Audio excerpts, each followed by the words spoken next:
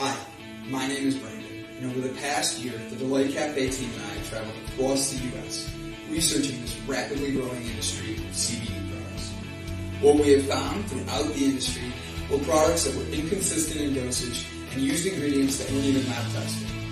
Products with chalky textures, bitter aftertaste, and worst of all, confusion among the CBD consumers. That's why we created Delight Cafe. A 15 milligram, lab-tested, all-natural, water-soluble hemp CBD powder pack. It's odorless, colorless, and tasteless. Add it to your favorite drink of choice, wherever, whenever, on the go. Quickly find your calm, your balance, and your delight when you need it most.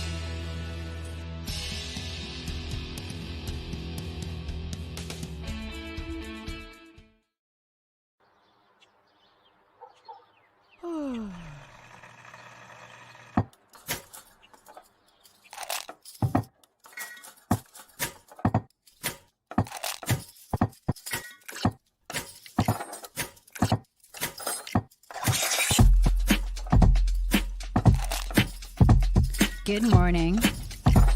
Good morning. Java Delight will uplift you. Stay tuned. The show is about to begin.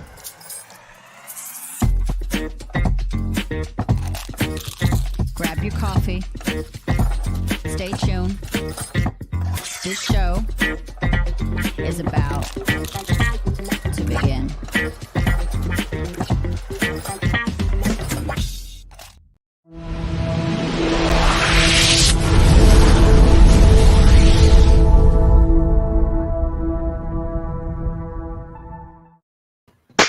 Good evening, ladies and gentlemen, and thank you for tuning in to the next episode of Java Delight. My name is Brandon Croucher, CEO of Delight Cafe and Delight Cafe CBD, Delight Cafe Digital, and just a busy-ass human being. But that's okay. I love who I am and what I'm doing, and I'm here to have a wonderful time with you.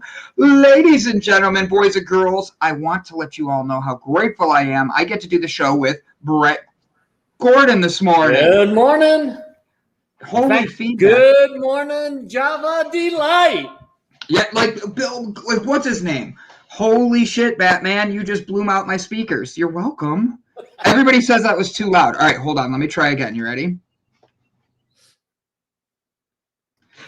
Good morning, ladies and gentlemen. Happy day. It's Friday. Thank you for tuning in to the next episode of Java Delight. We're here today with Brett Gordon. He's one of the most amazing humans out there. I apologize for scaring the shit out of everybody. Hopefully our conversation about masturbation later today will wake everybody up. Is that why you're wearing bananas on your shirt today? I have to be honest, that was an accident. Oh, that was funny. No, good morning, everybody, and thank you for tuning in. We're here to give you guys a great start to the day. We have a wonderful Friday coming up. We have Bob Seymour coming up. We've already had people chanting for him in the background, going, Bob, Bob, we want Bob, Bob, Bob, we want Bob. And like for real, 100% people jump on that. Crystal, I'm sorry for waking your dog up. Brian, I know you are sound asleep in your truck right now. Ladies and gentlemen, Java Delight ASMR. It's better than BDSM. Good morning, Renee Bush. Nothing from you on that one, Brett. I left that joke right there for you. Bob Seymour in the background and on the comments today. We're very grateful to have you here. Ladies and gentlemen, what a great day. Looks like Brandon Croucher was the first comment. What a good job by him getting out there first and beating everybody. Yeah, go ahead. I'm complimenting myself. And well-deserved. Squirrel. We should all be complimenting ourselves. If we all compliment ourselves when we wake up, at least we know that there's one person that said something great to us, and that starts off the day, and you'll find many, many more that will. I love that everybody's jumping on the squirrel bandwagon already. I have a feeling I'm going to be ordering a squirrel onesie before the end of this episode today. Brett and I are here today. Gavin is going and getting his vaccine. That's where he is at this morning. He needs to get a shot. He wants to travel. He's been getting a lot of issues lately with not being, he's been told he won't be allowed to travel unless he has the shot. So Gavin's anxiety got triggered and wanted to be able to travel and didn't want any restrictions holding him back. So there is no requirement to have a vaccine to travel. Honestly, you and I know that. I tried to tell him that. He told me that he's told that's wrong. So guess what? I just let him do. Hey, honestly, it's up to people to make their own decisions. And I do not want to influence anybody. I just want to be here and be supportive. And if Gavin is being told he needs that to travel, go, buddy. Everybody's individual decision. Yep. And I personally have my own issues with it. And do you, boo-boo. As Kevin Hart would say, you do you, boo-boo. Gavin and the Vaccination is the name of Brett's new band. I love it. I love it. So I was thinking it was Gavin and Brett and the Masturbators would be the new Brett band. I knew I should not have pointed out who our guest was today until like later and let you just be surprised by it. We do have a really good guest today. His name is Roman Mironov. You're going to read the intro, just so you know. He is trained by Tony Robbins' program, helping people live a happier lifestyle. He loves to entertain, educate, and his listeners with stories of struggles and growth. He's overcome depression, getting through a divorce, moved to Canada from Russia, translation business from Russian to English, eating one meal a day with keto fasting, minimalist mindfulness, meditation, lifestyle. So I think we're all in Mironov. There's too many E's. Mironov. Do we say it like German? Mironov. Or Russian. Russian, that's what I mean. Roman Mironov. Mironov, yes. Roman is my homeboy. We come from same country. We have great time talking through each other. We go on TVs like this and go, ha!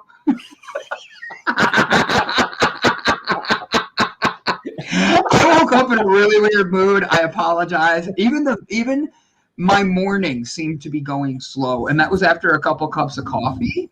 I had 2 to wake me up this morning, and I usually only do 1, and I just felt like my day was dragging already. And I'm like, why? I had a good night's sleep. I went to bed early. I don't know. It's life sometimes, but I'm grateful to be here. You know why? Why? Don't sound a little more disappointed, Mr. Gordon. Why? There's lower voice. Why? I am grateful because today is not just Friday. It's a day where we have a lot of things coming about. We have a lot of good people coming on. And the best part is we made it through not just another week, but we're halfway through 2021. And I just am loving seeing that the people who are building up themselves, finding their community, finding the people that they're building their best selves with. I am loving being able to see this transpire in front of us and get to meet so many amazing people. It's Bob Day, or otherwise known as Friday. Jessica and Roman. Jessica and the Roman Homeboys is Brandon's new band. Yep, I can't wait to sing. Honestly, it's been a great week. We've had a lot of amazing guests through all the shows. Today, we get the one and only Bob Seymour. His beard has officially grown another inch. That's because he's been rubbing it. I got to ask him questions about that. It's going to be a good day. Yeah. Holy, blow out my speakers. Now I know I shouldn't sing. So Brett, what are you grateful for through this week? And ladies and gentlemen, write your comments in there. Tell us what you're grateful for. Tell us what you're looking forward to this weekend. Give me something positive to hit everybody with. Hey, I am grateful for, and this one that Brandon's going to go, oh yeah. I'm grateful for being able to do this show with you the entire week. I may not be on the screen, but I'm behind the screen, get a chance to talk to the Big B from CLE every day and just really happy about being connected with you and Gavin and the entire Delight community. I think it's freaking awesome. It's not anything I would ever have dreamed that I would be doing. And being on screen is not anything that I ever thought about doing either. So, to me, that's like having a banana every morning. So rumor has it bananas attract mosquitoes. Like if you eat bananas the way it digests through your system, it attracts mosquitoes. I thought that was BS. I've eaten a banana a lot lately. I like bananas. Yesterday, my parents don't eat as many bananas as I do. I got eaten alive. I'm sitting on their patio, and I'm like, guys, I got to go inside. And they're like, why? I'm like, because I just got bit like 50 times. And they're like, there's no bugs out here. I'm like, bite me. That's what the mosquitoes are doing. So I love some of the comments. I'm looking forward to finish making my crochet llama. Ooh, I want to see a picture of that. When you're done, Crystal, please send it to us to share with everybody. I am Brian Tracy. I am grateful that other people got sleep because I didn't. That doesn't sound like you're grateful. And yeah, that's right, Brian. That's right. Keep it where your mind is clear. We have bananas. Chris, breakthrough show drama with the crochet llama. Yes, I love it. I love it. The breakthrough show is actually called Llama No Drama. That is true. The Llama No Drama is hilarious. If you haven't seen this yet, you're gonna have to tune into the breakthrough show because I will not be able to make it as funny as they do. It's a very good thing. Crystal Wolf does it. It's Llama No Drama. Jessica Dugas is a part of it. Guys, check out the Breakthrough Show. Go hit subscribe and give them some love. And when you find out what the Drama No Llama is, do yourself a favor. Llama No Drama. Do yourself a favor and hit that subscribe button and try to see if you want to order a llama because you don't need no drama in your life. Bob's face in the back was worth it. He goes, ha! So, Brett Gordon, what do you have planned for the weekend? I think that the only thing that I really am going to end up doing is going over to see my mom and dad, make sure everything's going well over there, and just checking things out. Every day I go over there, they've got a little honey-do list for me to do on my house. So on the weekend I'll head over there. Oh, that's gorgeous. Drama No Llama. Hey, when you come out here, I got a farm up here where they've got a number of alpacas. We can go up there, and that's as close as we're going to get to the llamas, but alpaca will back you. I'm going to go with that. I like it. So you're going to be doing that. I think it's funny how you say your mom and dad have left you a list of things to do. What is a honey-do list? That's okay. I have moved out of my fiance's house and I'm at my parents' house, and somehow my honey-do list is at both houses now. Sarah calls and goes, hey, I need your help. And she's really, I want to make sure I specify this, she's been nothing but amazing. But it cracked me the hell up when I went out there the other day. And she's like, so I have things that I need you to fix. And I'm like, need me to fix? And she's like, yeah, it's your honey-do list that helps me know that everything's fixed after you left. I'm like, I didn't break it. So it's funny to hear that your family does the same to you in your own house, you know? Yeah, every time I call up, my dad's like, oh, everything's great, but you know that the water outside is kind of a little bit low in this fountain, a little bit high in that fountain. You're doing okay, but we got a few things. And, you know, he's now, this year, he's going to be 86. And I'm trying to do everything that I can to keep him from trying to get on a ladder, trying to climb over the rocks in the backyard, dragging hoses across the yard. So I go over there to try to make sure that at least I can keep them from potentially accidentally injuring themselves doing their own honey-do list. What is on your honey-do list? I'm just curious. It's usually it's not that big a deal. You know, you got to change a light bulb. Okay. I don't want my dad anywhere near a ladder. There's he'll tell me something about his car. I mean, I remember one day they were telling me that they had no key for his trunk in the car. And I walk over there, and the very first thing I see on the car is the keyhole for the trunk. And he's like, no, this car didn't come equipped with one. I'm like, Dad, come out here and take a look at it. He's owned the car for 6 years. He didn't know that he had the ability to open his trunk with a key. So those are some, just some of the simple things. And then there's always the question about, how do I do this in Facebook? How do I use my phone? I can't remember how to make the phone work this way. And those things get really challenging. I was going to give them new phones, but I was like, no, new phones with my parents means that it's going to be 2 years of training that are going to be real challenging. So those are the types of things that I have to do. I gotcha. So are you a handyman, just out of curiosity, in any way? I'm pretty good with my tools. You just want me to make comments today. You're like baiting me with this. You know that, right? Hey, I love you. Go along with the theme of the day. It is going along with the theme of the day. So Mike Herzog says hello. Jessica Dugas says hello. Brian Tracy says hello. Brian Tracy is just this morning with you. Crystal Wolf's covering her eyes. Hear no evil, speak no evil, have no breaths. But I actually have something really awesome for everybody right now.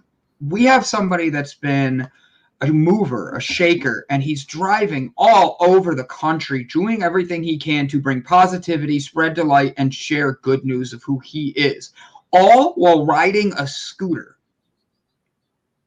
He laughed at me because it's called a Harley, but he calls it a scooter.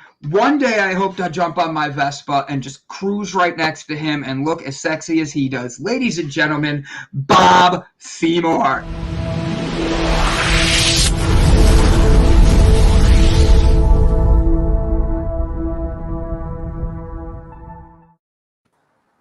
Well, good morning, Bob. Well, good morning, Bob. Guys, so the banana thing, are you happy to see me or what? Bananas for this shirt. I wore this shirt to dress nice for all of you today. This is my fancy attire. Alrighty then. Bob is like our sunshine. Bob is our sunshine. Bob is 1 in a million. Bob, where are you even right now? I don't even know where you're at because you and I've been like messaging. I'm still at my rocket scientist friend's place. I left Elizabeth yesterday. It's about 100 miles south of here, and I rode back up because I'm going to take the weekend off, figuratively speaking, I suppose. That's a relative term because it's never off. But anyway, I'm going to my first blues festival in like 40 years. So when I'm done here, I'm riding up to Greeley and spending the night with some friends of mine. I was telling Brett earlier, I've got a friend in Israel whose son lives up in Greeley, and I'm going to try to connect with him today. But then I'm just going to go hang out at a blues festival tomorrow and maybe Sunday. I don't know, man. I love that. When was the last blues festival you said you went to? 40 years ago? At least 40 years ago. Yeah, it was like, wow. Yeah, long time ago. My boys were like 1 and 2 years old, or 2 and 4 or something. It's been a long time since I've been to one. And blues, I love blues. That would be almost like the Blues Brothers time. Oh hell, I'll tell you what. There's more rhythm in a sack of rocks than I've got. But blues is just something, man. I mean, it's like it touches the soul, and all through. I mean, it's what carried me through between my scooter and the blues, man. It's what got me through all of the last 6 years, man. Because I just love the blues, man. I got to go see Joe Bonamassa down here at Red Rocks a couple years back, man. That was like, it was unbelievable. So I'm looking forward to this weekend, big time, man. That's awesome, buddy. I really am happy for you. You're pretty excited about this. I am. I don't even want to ask anything because I think Brian's asking it. Like, hey, Bob, is Joe B going to be there? And I think that's who you just mentioned. No, he's not. I wish he was. He's actually playing in Red Rocks. I think it's next month, and then he's playing in Cheyenne. But tickets are like $100 a clip. I can't do that stuff. So No. What if we got you to interview some of the people and we have Brian Tracy set up interviews, and that way you have to go represent Delight Cafe and meet the artists and have them tell their story. I think Brian and you can do that. There we go. I'm open for it, brother.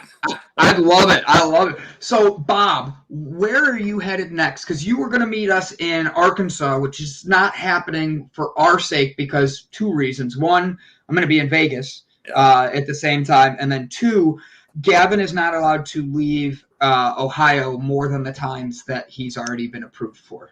He was a bad boy at one point in life and is fixing it. Alabama, though, is where we were going to be in Arkansas, right?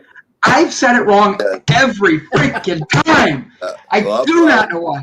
Jessica doesn't want to be told that she lives in Arkansas. Every time I've said it wrong, and I don't know why. Sorry, Jessica. I'll probably do both because there's I want to go back through this little town in Arkansas that I went through 5 years ago called Toadsuck. And I want to go back. That sounds like a Bill Clinton place. You never know, man. But no, I'm leaving a week from today, right after we do this show. I've got to go pick up my friend Animal's old lady and take her down to where he works and dump her off a Bullwinkle and let her jump on his scooter. And then we're flying. I think we're leaving like 1:30 in the afternoon. We're going to try to make Amarillo, Texas Friday night, and then go over to Louisiana, stop and see their grandbabies for a few hours, and then head on over to Florida. I'll be there until the 19th, and I think that's a Friday. I'll do the show on the road from wherever I'm at in Florida, and then I'm going to shoot up to my son's place, go see my girlfriends for a couple days, and some people have issues with my girlfriends or my granddaughters. They're 6 and 8 years old. So I'm going to go spend a couple days there, and then I'm going to leave early Friday morning, the 25th, from my son's place and shoot over to Jessica's place and do the whole vegan thing. And then I'm going to go from Jessica's. It's depending on how late it is. I asked her if she got a couch in case it runs late and I need a place to crash or whatever, because I'm not going to tow my trailer. I'm just not going to do it. I'm just putting 4 or 5 whatever clothes I got. I only got 3 pairs of everything anyway. But anyway, I'm just going to take as light a load as I can and just shoot from Alabama over into Arkansas to Toadsuck. I need to pick up a T-shirt or a hat. I got a T-shirt, a Toadsuck, a T-shirt, but I need a hat. So I'm going to stop at the dealer there in Toadsuck, Arkansas, and pick up a Toadsuck hat, man. The name is literally Toadsuck. See that? Oh my God, Bob! I freaking That love is that. awesome. Like, for real. All right, so Jessica Dugas says, Bob is coming over is the name of my new... Wait a minute. Bob is coming over. I love it. I love it. Jessica, Bob and I were talking before the show. He is extremely, extremely excited to try your vegan burgers. He said he might fast for a month beforehand just to be. No, that's a real possibility. That's a possibility. No, Bob is he's excited to come see you and try something new. We were talking about it. Sherry McQueen says, "Good morning, you beautiful souls." Good morning, Sherry. Thank you for joining us. We have Brian Tracy doing the vegan thing is my new Grammy-winning song. I think if you added CrossFit to it, you'd have nothing else you're allowed to talk about. Once you're a CrossFit vegan, you're never allowed to say another word. You only get to talk CrossFit and veganism. You guys don't know that rule yet? No. I got a little rebellious thing in me, and I don't do well with rules, brother. Me either. So, Bob, we have shared your Patreon again.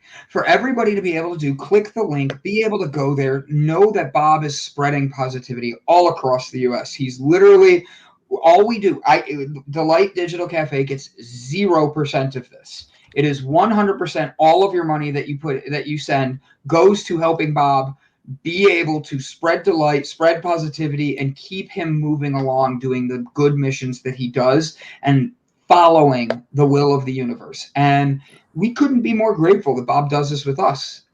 For real. Yeah, I enjoy it. I enjoy the heck out of it. I really appreciate the help.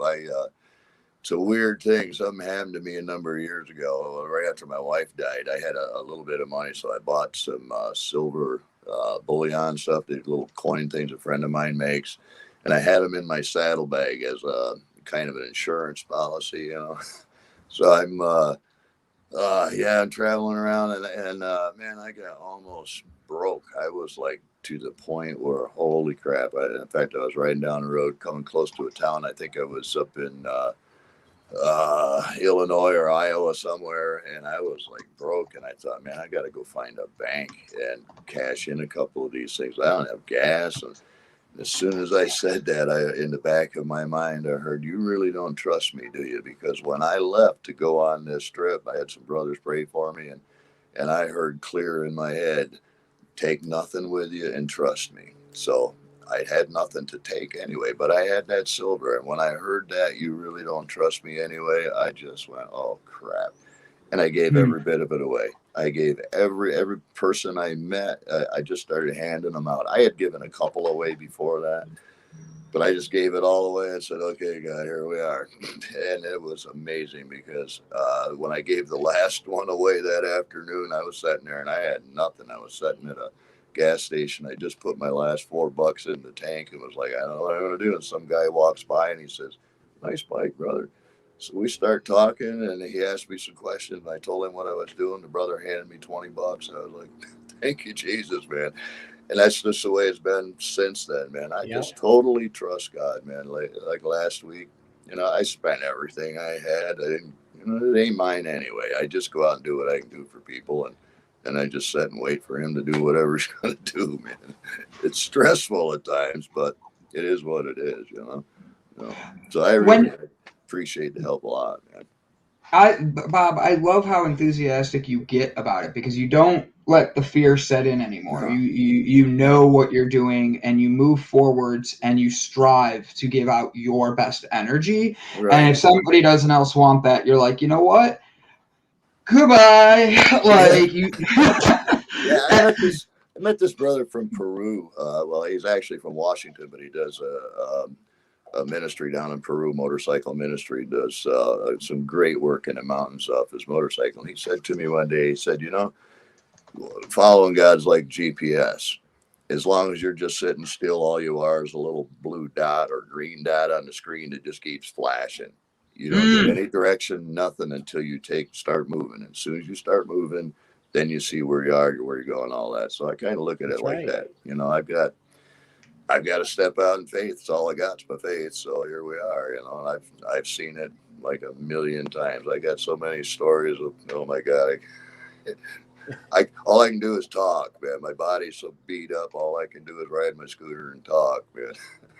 Wow. I love you. I love you. You are such a positive person on that though, because you're like, yeah, this is what I got. Enjoy me or hate me. I don't care. I'm going to be Bob. Right?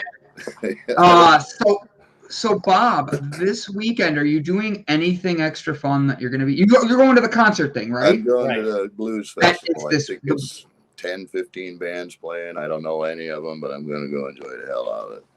I love it. And then are you ready to meet the Von Trapp Dugas family? You're going to have 6 more nieces and nephews. By the time you get there, it might be 8. Hold on, let me make sure I'm at. Yep, it should be around 7.5, 8, depending on what's going on that weekend. There we are. But Jessica Dugas and that. Oh, they're going to challenge you because they're like, you have to be able to sing like them. Did you know that? Like, for real, you have to, when you pull up, you have to be like, hello, Dugases, I'm here with my motorcycle. It's a scooter. Don't you know? No, man. I know one song. It's My Girl Smells Like Hogs, Frogs, and Wet Hunting Dogs. That's Do you play the guitar or anything, Bob? I just have to know. No, I have trouble playing a radio, man. I got no musical ability in me at all. There's, like I said, there's more rhythm in a sack of rocks than I got, man. I go, oh man, Can I tell you a story about that? Yes, yes. Absolutely. I met this inner city pastor, black brother, years ago, and I used to meet with him every week with a group of pastors, and we just get around and pray. Well, I fell in love with this guy. His name was Willie Williams. Not a very well educated man, but he had a heart that was just huge. So one Sunday, I called the brother I'm co-pastor with, and I said, "Friend, I ain't going to be in church this morning. I'm going to go up and take Willie and his wife out to dinner after church." So I get to this black church. Now this is all. I'm not in a suit or not. I walk in the back of this church. They've already started. And I mean, these people are dressed, man. And I mean, if you've ever been in a black church, man, with the what do they call the B sharp organ thing? I mean, these people are dancing, and I'm the only white guy in the crew, man. Mm-hmm. And I way in the back, and I walked in, and the place is rocking, and then Willie, he's up on the podium, leading the worship, and his wife's dancing, he sees me. He comes down off the platform. He runs back. He grabs a hold of me and he hugs me. "It's good to see you, brother." And he says, "Come on." And he's like, wants me to come up. And I said, "Willie, no, I'm just here. I want to take you and your wife to dinner." He said, "No, brother, come." He drags me up the front of the church, up on the podium. I'm standing there these people are swaying. I got no rhythm. I am so out of place. And everybody in that place is looking at me like, who the hell is this white boy, So I'm like, oh God, I was so out of place. So then, the worship ends and it's time to do the offering thing. And Willie leans over to me while his wife is breaking back out into song doing the offering. He says, "Brother, I want you to preach this morning." I was like, "Willie, I didn't even bring my Bible, man. I just wanted to come." And he said, no. The Lord told me you're going to speak this morning. And I was like, "Willie?" He says, "Use my Bible." I'm like, oh God, I got nothing prepared. So anyway, the offering's done, and he brings me up he introduces me from the pulpit. I stand up in the pulpit, and I mean, there ain't a smile in there, man. And they're all looking at me like, who the hell is, and out of my mouth, I don't know where this came from. Out of my mouth came, folks, I feel like the only cornflake in a bowl of raisins here. I mean, every eye in the place was like that, mouths dropped open, and I thought, oh God, they're gonna freaking kill me, man. But then one little old lady, about the third row back, sitting on the aisle, she looked at me, she started to smile, and then she went into a belly roll, and then the whole place just went nuts, man. And we had a great time, but I thought I was going to be a dead man. I absolutely, I was a youth pastor at a church in the inner city of Cleveland, for real, Bob. Oh yeah. And it's a totally different environment because when you're the only white person there, you kind of get swallowed up at times. And you don't even realize how people running and people doing things. It's such an amazing experience. I honestly recommend people try it. Even if you hate church, even if you're not a church going person, you need to try going to Absolutely. Just the choir. When you hear the choir start singing, especially in a church that had an African American church with a choir that sings together or makes music together all the time, I'm telling you, you feel the spirit come through you. Oh my God, it's incredible. Yeah. They invited me back about a half a dozen times, man. It was just a rocking place, man. But my favorite part of that story is they're like, "No, God told us you have a message." You're sitting there going, "I wish he would have told me." Yeah. That happens to me a lot, man. Oh God, I don't know why. Maybe it's the 25 years in the pulpit stuff, but sometimes I get talking and I just end up preaching, and then I go, "Oh God, I'm sorry, I didn't mean to do that, man." Right. You're like, "Sorry, God." Bob, Sherry has a special request for you. She asks if you would say a prayer for her. She has some medical issues coming up, major medical issues. Okay. She's doing the doctors to see what the plan is. She's given it to the divine and trusts them. But extra prayers never hurt. So Sherry McQueen, we are all sending that up for you. But Bob is going to pray for you in particular. Have Sherry message me on Facebook, man, and so we can keep that. I will put her on. I have a couple of people that are like my prayer intercessor. They cover me all the time, and I'll drop her name. I do that because I got a few people that are really in bad places now. One good friend over in Georgia died from blood clots from the the vaccine last week. I got 2 friends that are having psychotic episodes after it. I mean, so I got some friends in some tough spots. But yeah, have Sherry message me and yeah, I'll be praying for her for sure. Yeah.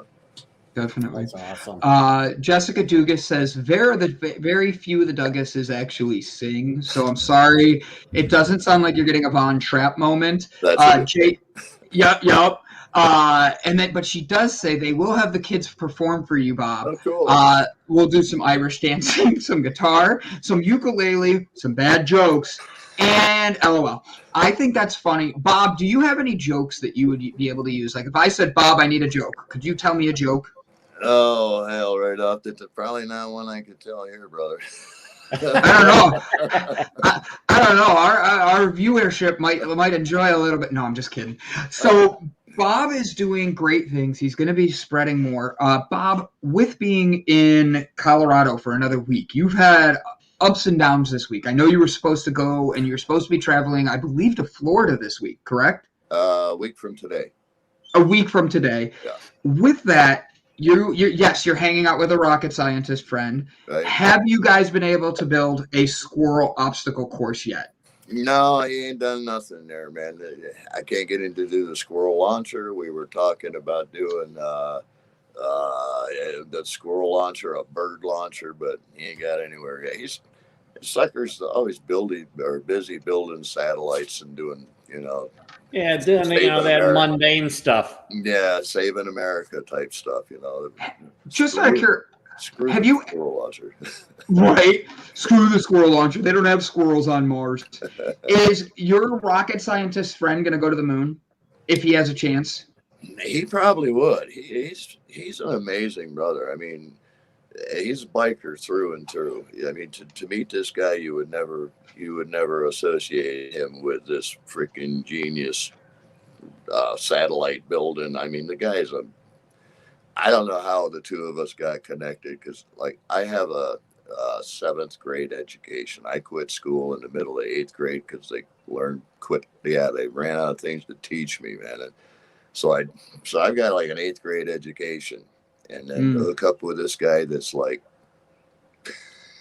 I don't know where his mind is, but mine ain't anywhere in the same neighborhood. You got a PhD in life, and that's what really matters. Well, I do have I don't know what you call it. I got a 4-year degree from the Bible University thing, but I don't know.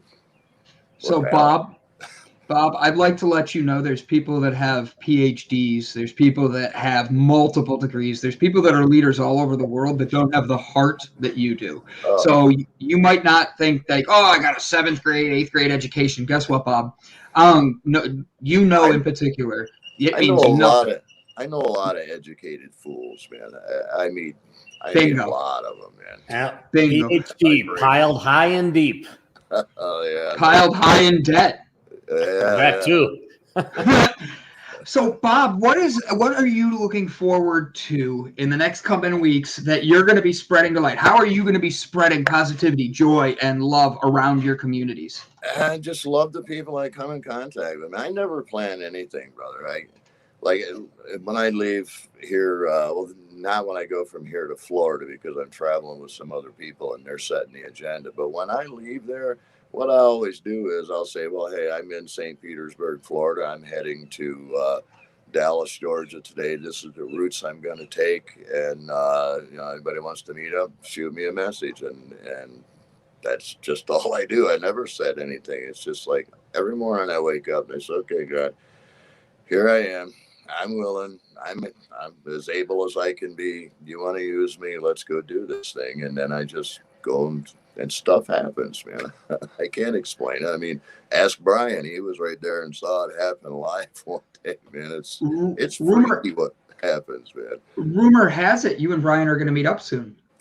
That would be cool. Yeah, that would be cool. I mean, we've done it a couple of times already. The first time he sent me a message, I didn't know who he was. He just said, hey, brother, I'm stuck in Fargo, North Dakota for a few days. If you come up, I'll buy you dinner. And I was like, all right, it's only 600 miles. I'll see you tonight, man. And then the next time I was in Kansas City and he was going to be in Salinas. So I left early and hauled ass over to Salinas, met him for breakfast. I have a question on that. How many times have you drove out of your way over 100 miles? Because you were like, you're 600 miles away to dinner? I got you. I'm coming, buddy. I tell people who are 30 miles away, I'm too busy to get together. You're like us. My perspective on distance has so radically changed, man. I was in Vegas in 2016. I'd been trying to get to Washington for like 4 months, and I kept getting turned around while I was leaving Vegas, was going to go up through Reno. Actually, I'd saved some change because Joe Bonamassa was playing in Reno. So I'm sitting at this pastor's house that I just kind of stumbled into one day. Met him. I don't even remember how. But anyway, I was writing something on Facebook. I was writing something on Facebook because I had that gut feeling I have to leave, but I didn't know where to go. And that was the first time that year I didn't have an indication where I was going. So I was writing on Facebook. Got this weird feeling that I have to leave, but I don't know where. And this is strange because I've always had one. And as soon as I hit send or post, whatever, I got a message from this guy, and he said, "Hey, I wish I'd have got to meet you 2 weeks ago when you came through Birmingham, man." He's like, "I really wanted to meet you. You're on my bucket list, brother." So I start talking to him, and he tells me he's got lung and bone cancer, and they gave him 2 years to live a year before that. And I was like, you know what? I'm going to come see you, brother. It's only 2,000 miles. So I just turned around and hauled ass. Took me 3 days to get there. And I just, so that was my first diversion off of the thing, was 2,000 miles. It ended up being a lot more than that, because when I got left his place, I went over to see my girlfriends in Atlanta, and then found out that I had issues I had to deal with in New York. So then I rode up to New York, and I rode back down to North Carolina, saw some friends, and then went back over to Birmingham. Through Birmingham, I had to stop in Louisiana. I spent a little bit of time with some bike clubs there, and then I remembered a message I'd gotten about an interview for Louisiana Biker magazine, so I shot down there and did that, and then shot over. Yeah, I don't know what I'm doing, man. I know, but that's the great. You're exactly what you're supposed to be. You flow with what you're supposed to be going and doing. You're not trapped to a house. You're not trapped to anything. My favorite is, we had a conversation the other day, and somebody brings up how her and her dad call each other Rocky and Bullwinkle. And I go, I got someone for you to meet. And it was so perfect. So with your motorcycle and all that, you've been doing this for how many years now? I don't want to say the wrong number. 5 years, almost 6, pushing on to 6 years. Amazing. All right, give me a story, one that that you tell people that inspires them to explain who Bob Seymour is and why he does his journeys. Oh man, that could be a pretty long. No, I'll time you. I just my heart, in fact, I was at a meeting the other night with some people, and they were saying, and they were young people with no life experience and whatnot, and they had a question, icebreaker type thing, what would a successful summer be for you, and I sat there and I was listening, and they had all kinds of answers, and for myself, it was like, God, to be successful, I love words, and the word success literally means fulfillment of original purpose. And so I'm like, and you can't really be successful without a successor. So for me, to make this my life to be successful, man, I want to fulfill the things that God has called me to do. And that's really just to love people, I mean, in the book of Romans, it says the gifts and callings of God are without repentance. So once he's put a label on you or given you a job, that's your job for life. He never takes that away from you. Well, I resigned from the pulpit ministry as pastor. I just couldn't do it anymore. And I thought I was all done. But boy, was I wrong, man.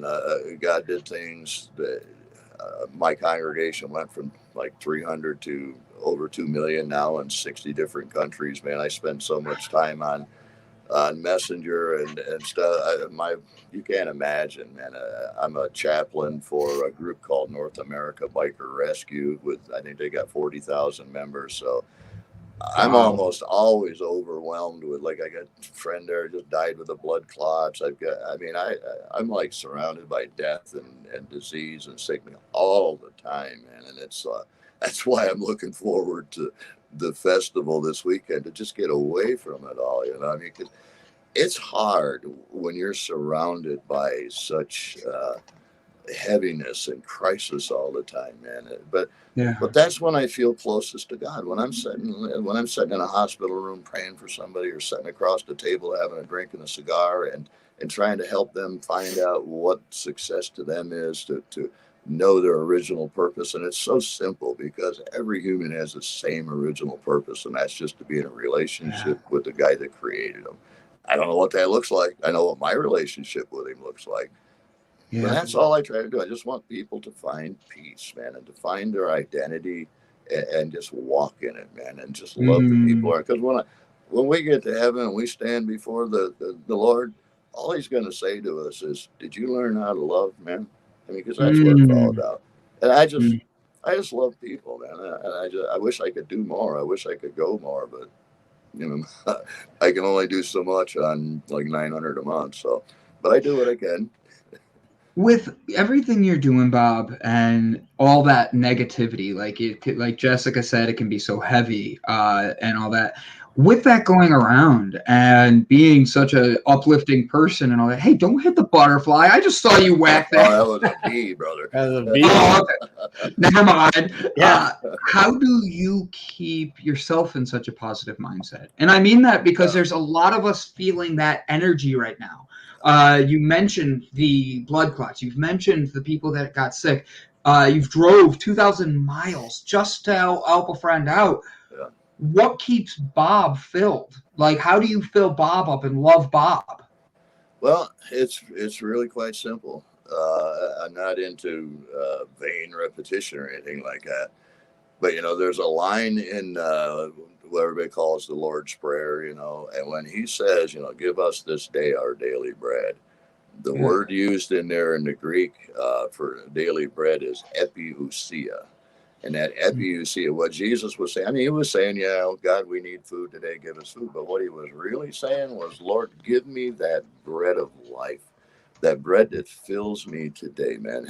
Help me, God. Help me get through this." And I always tell Him, "Look, these are your people, God. Whatever you want me to do or say, I'll do. But they're your people. I want you to love them through me, because there's some people out there, brother. It's hard to love, man." But you got to, you got to. I try to put myself in other people's shoes. There's a reason this waitress was bitchy tonight, and there's a reason there's things there. So I try to pray for people and try to give them encouragement. There's a barmaid here locally that, boy, she's a bit of a crusty girl, man.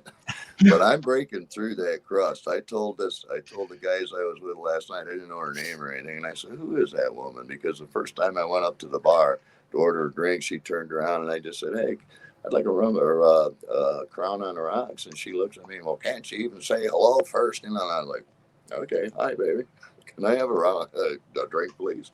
So every time I go in there now, I know her name now. I'm going to go in and drop a little blessing on her. I'm going to drop a smile at her, say, "Good, hey, how you doing today?" I just try to read people and try to love them right where they're at, man. I mean, I was in a pretty bad place when I met Jesus, man. I mean, I'll tell you what, I was not a good person, man. But the first words I ever spoke from my heart to God was, "You know what? If you're up there, I don't know anything about you, but if you give a rat's ass about me, I need to know, and I need to know now, man." And when I said that, brother, my life changed. I didn't know who it was or what it was. It took me a couple of months to figure out, hey, it's Jesus, man. But it was just that honesty, man. He didn't care about me saying rat's ass. He's not into semantics of things. He's just looking for people's hearts, man. And that's all I'm trying to do, is get people to open their hearts to the possibility that God could be real, man. And He says, "Come, let's reason together." He can deal with whatever. So. Yeah, I think that's really, apropos. The other night, I got to wake up at 6 o'clock in the morning in order to be available for the show here. And I got a call from a buddy of mine, and he's like, "Hey, you want to meet at 10 o'clock tonight?" And I'm like, oh crap, 10 o'clock at night and going out and having a few beers. And I got back in here at 5 o'clock in the morning, but the conversation I had with him, he's like, you're about the only person that I can really open up to and say things that I wouldn't say or can't say to other people. Right. And I think it's just really, like you're saying, you get a calling, you get somebody who calls up, and when they do that, they're reaching out. Yeah. And it's usually, they may not say why, but it means you need to kind of go. Absolutely. And if that means that you're not going to get any sleep that night, that it just is. Yeah. And the fulfillment that you get from being there for them is it's only recently that I've really realized that, I'm here for something much bigger than I ever was when I was in corporate America or a leader in the military. It's about connecting. Right. And, and you just have to listen. At that meeting the other night, somebody said, I don't know why I was born in this time. I mean, the world's going freaking nuts, I looked at him and said, brother, that's an easy question to answer, man. You were born at a time like this to make a difference. Yes. The people in your sphere, you need to make a difference in their lives, because you don't know whose life their life is going to touch. I know this brother, his name is Don Potter. He's like the incredible freaking worship leader, musician. He's a studio musician in Nashville. He plays with the job. I mean, the guy is he's a master musician. He was worked at a place with copy machines or some office or whatever, and he was doing something, couldn't figure it out. And one guy where he worked reached out to him and taught him something about this copy machine, developed a relationship. He didn't know he was a believer.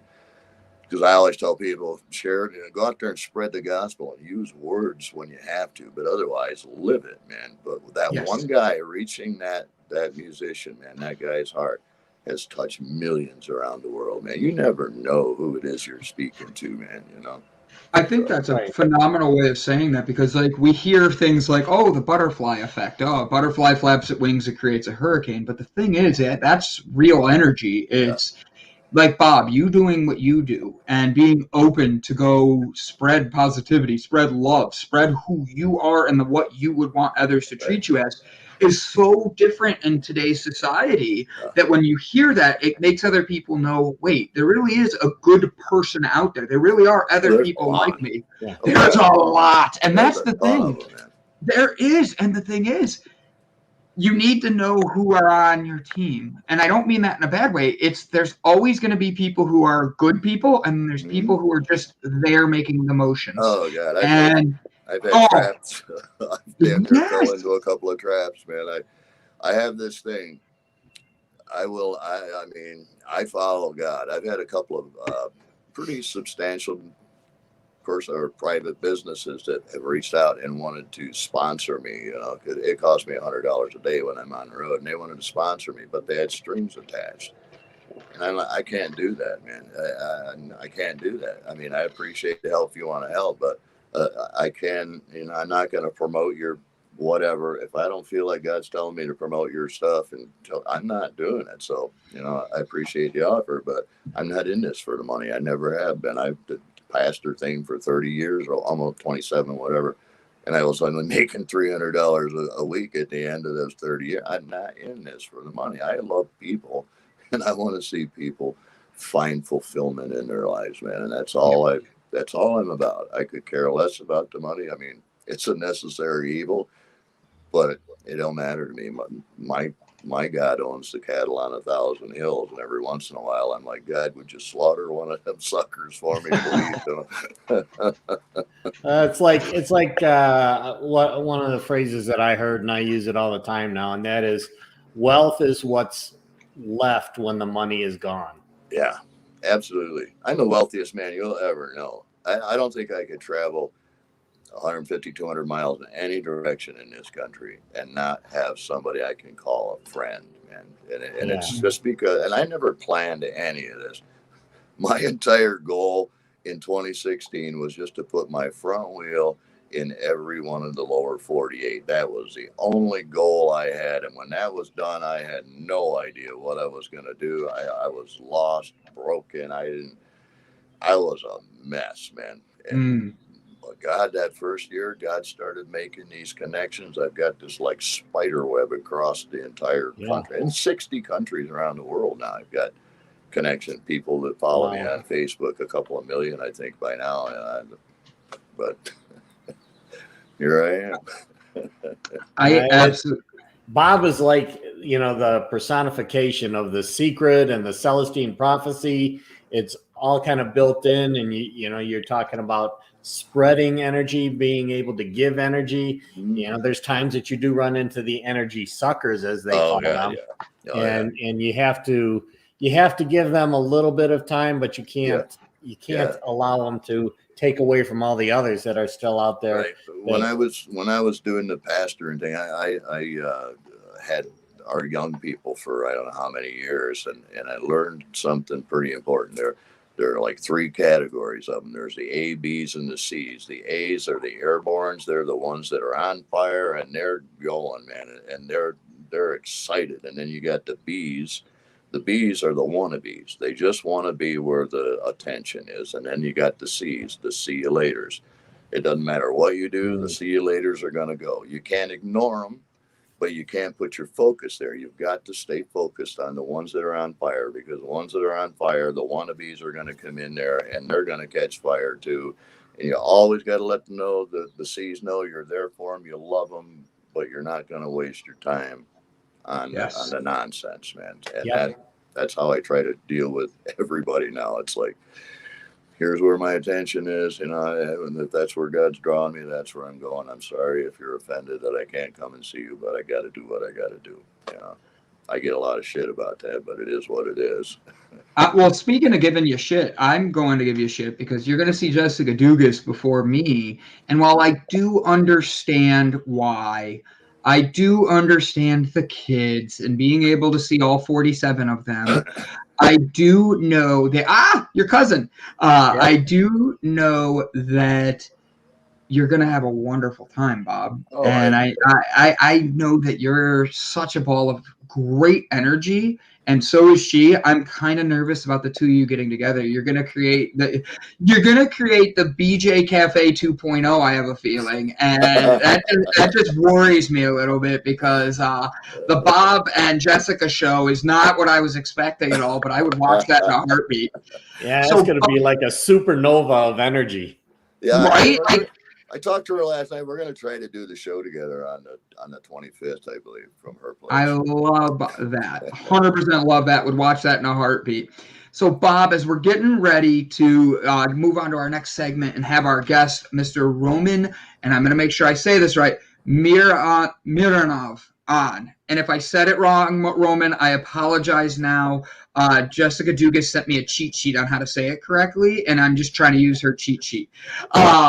But we're going to have Roman on in a few and have a wonderful conversation with him. But, Bob, give us some last-minute words of wisdom and advice for everybody to go spread for throughout their weekend. Oh, wow. Well, I thought about that last night a little bit. I was remembering some. I do evaluations of myself a lot and try to figure out, what it was that got me through this and all of that. And last night, I wrote about this early on a Facebook post I did right after my wife died, and I was in a bad place. I mean, I was spiritually, emotionally drained, man. I was in a surreal state. My whole world just ended, And I remembered the movie The Lord of the Rings, man. And when Frodo is like, he can't go no farther. They're at the volcano and he's done. But Samwise comes and said, brother, I can't carry your burden for you, but I can carry you. Yes. And I'll tell you what, I had so many Samwises in my life that during that period of time that carried me through when I couldn't do it myself. I mean, I was a lost, broken man. I had no hope. I mean, I was done, man.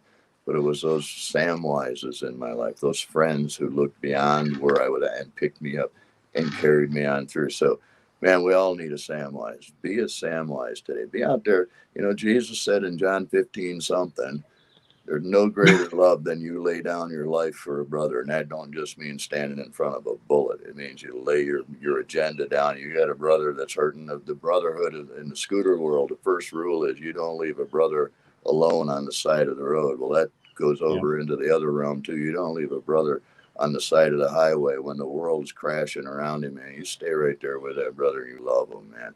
You'll never regret loving somebody, and you'll never meet somebody that God doesn't love, man. So just go out there and love people, man.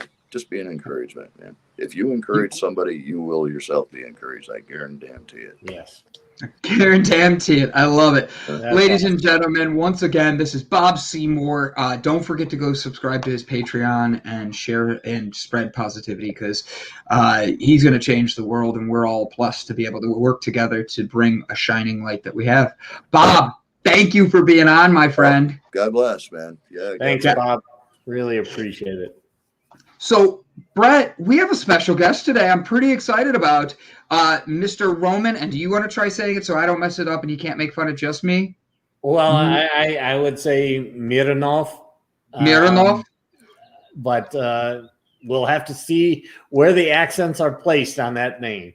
Right. I just don't want to be offended. I'm excited to learn how to say it the correct way. He is a coach trained by a Tony Robbins program, helping people live a happier life. He loves to entertain, educate listeners with stories of his struggles and growth. Overcoming a mild depression over 2.5 years, getting through a divorce and learning relationship skills, to building translation business in Russia, moving to Canada from Russia in 2019 while making his dreams come true by the age of 36 and becoming a coach. Eating 1 meal a day through the keto diet and fasting, a minimalist lifestyle, mindfulness, meditation. Ladies and gentlemen, please do us a favor and put your comments together and help us bring in Roman.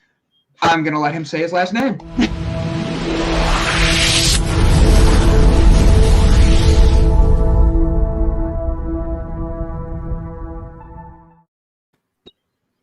Good morning, Roman. Thank you for joining us today. Help me say it right, because I was trying to use Jessica's cheat sheet and I think I was overthinking it. Oh, you're muted. Yeah, we can't hear you. Oh, we hear the tapping. Nope. How about this? Yep.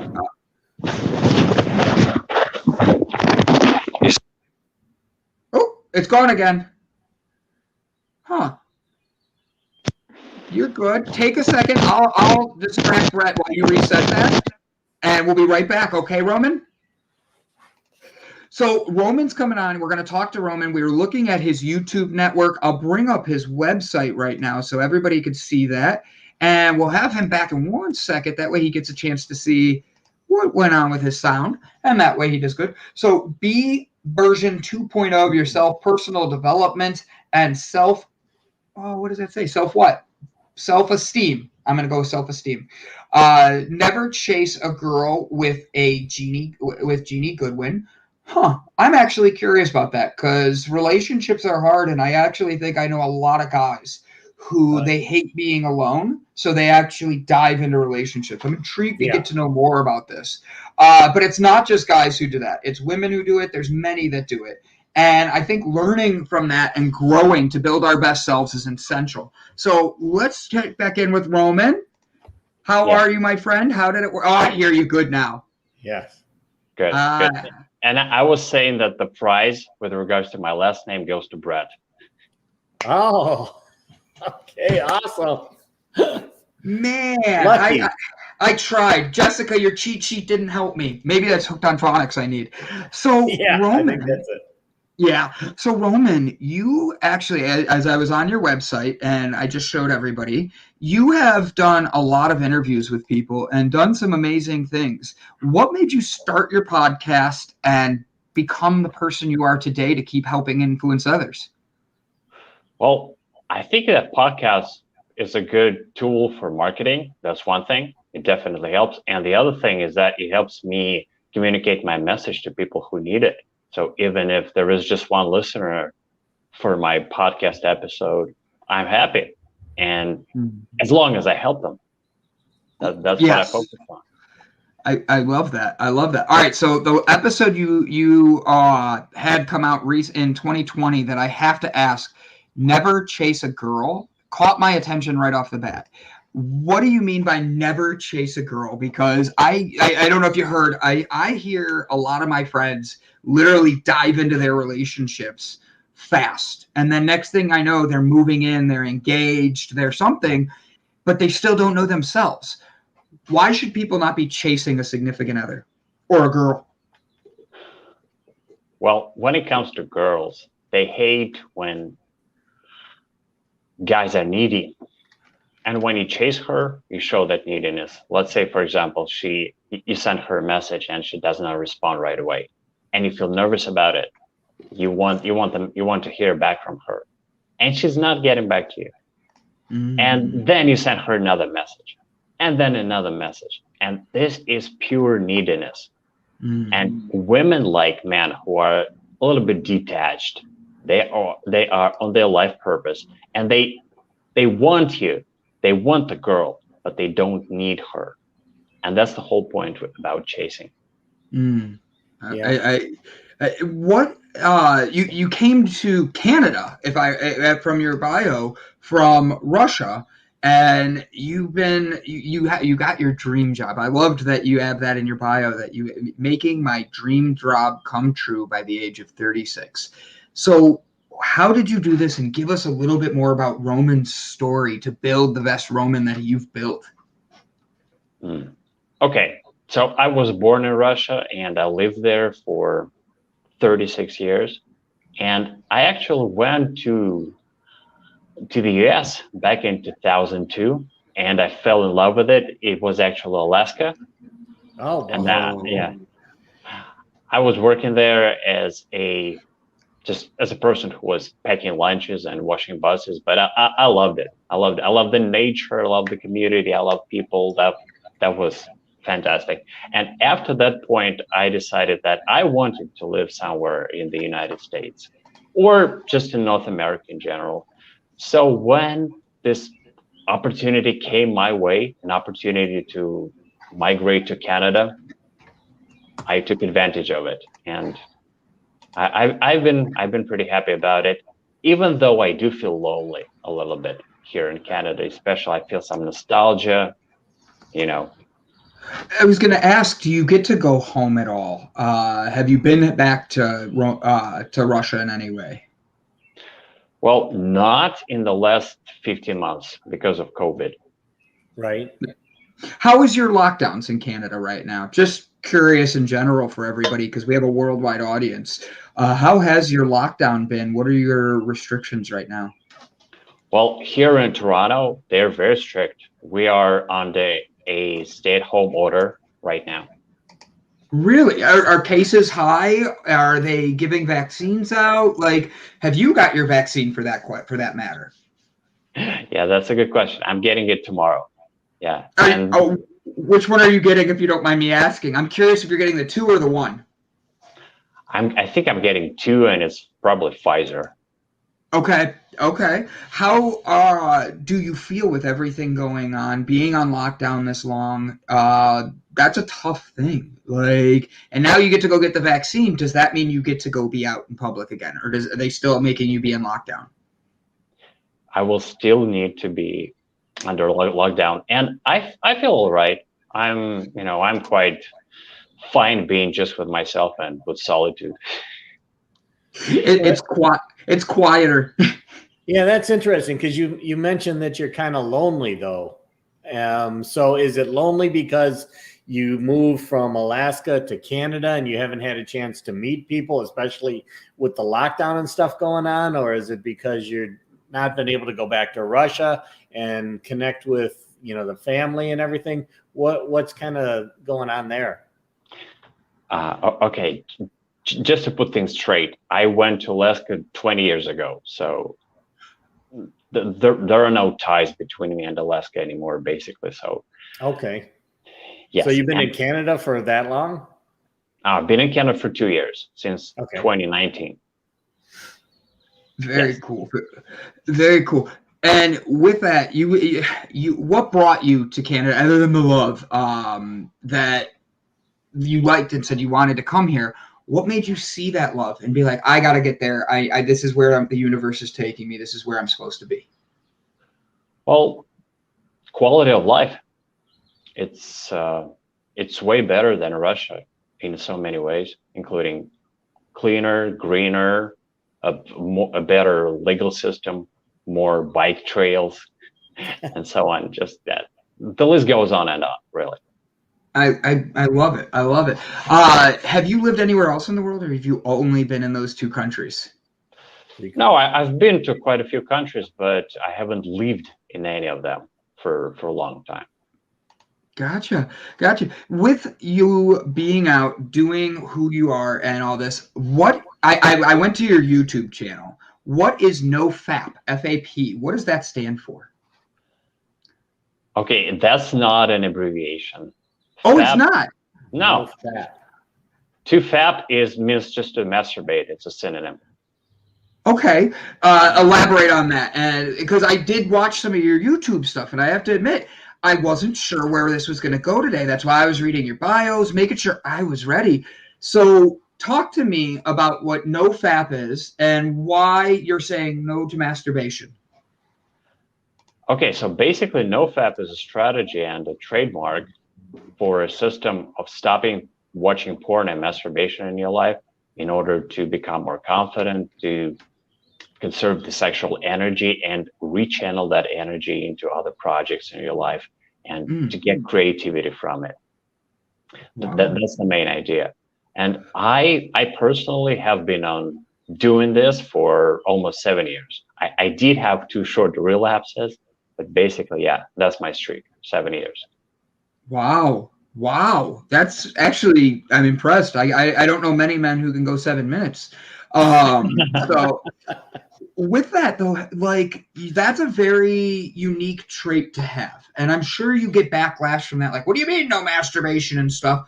How do you respond to it? Like, I think of me personally, I think of the episode of Seinfeld where they have the bet of who can go the longest without masturbating. And George gets smarter while Elaine gets dumber and all these different little things.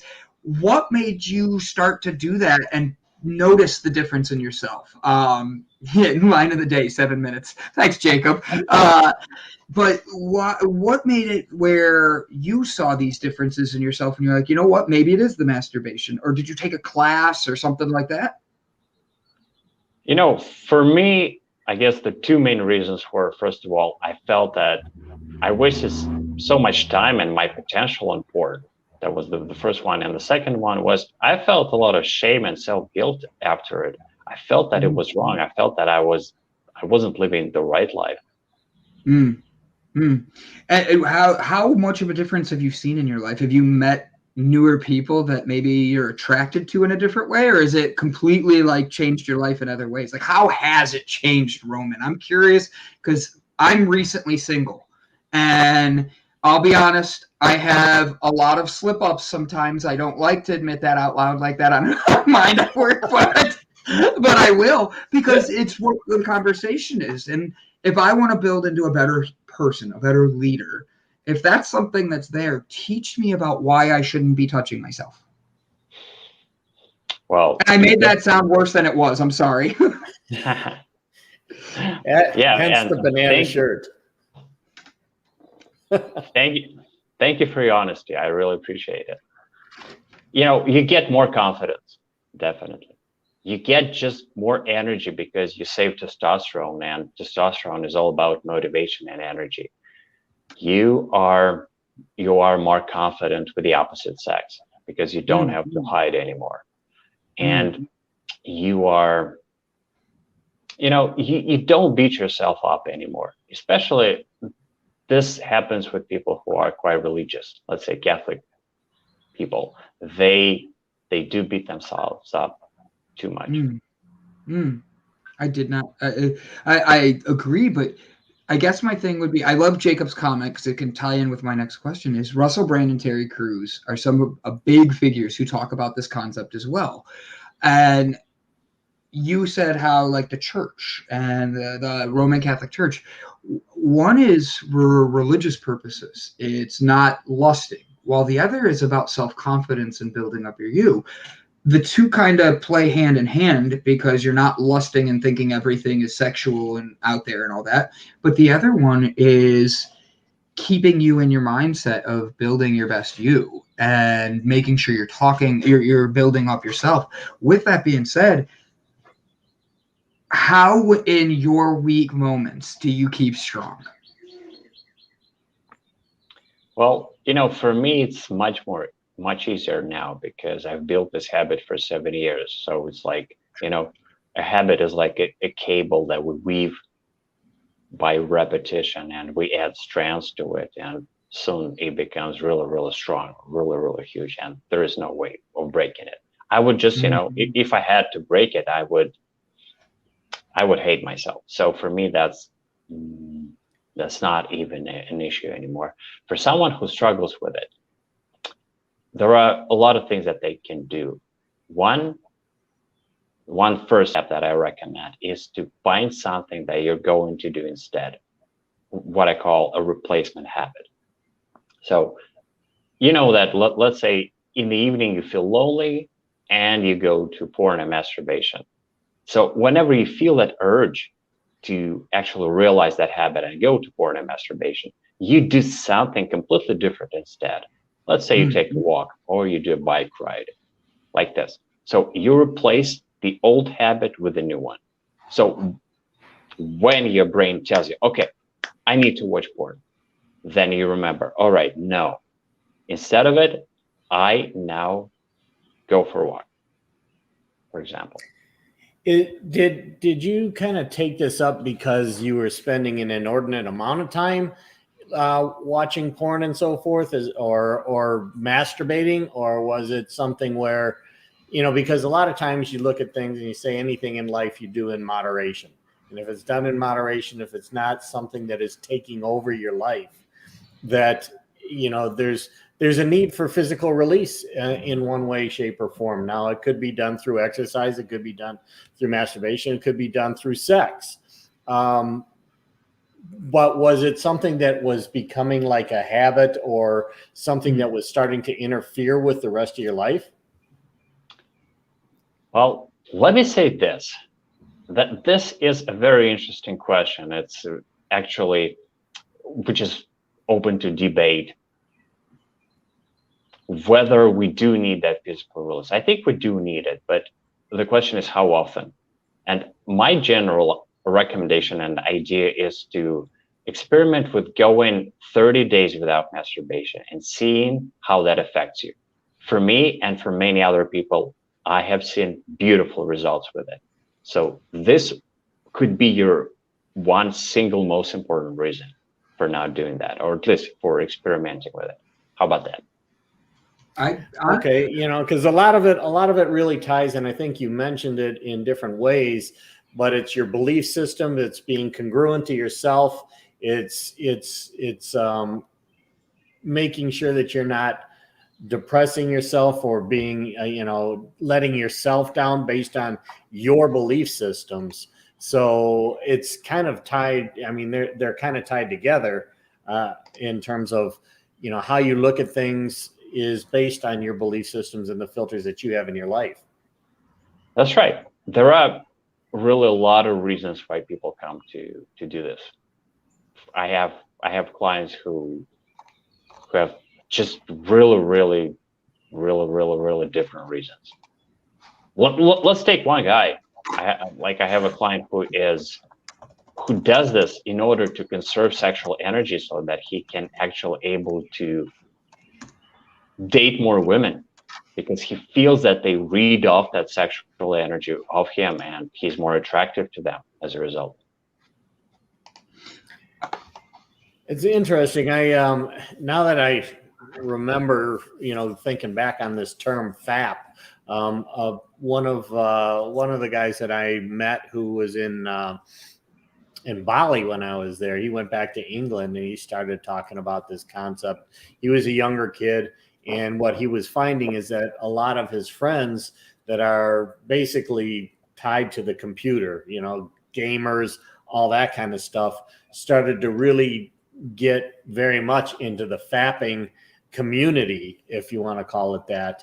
And it was really taking them, you know, a lot of their day was spent doing that. And then they would compare with their friends, you know, and all this kind of stuff. So there was actually somewhat of a community around it. And he started to really try to get the point across to his friends: don't spend so much time fapping, because you're just isolating yourself more, along with the gaming and everything else that you're doing, and you're not getting out into the community.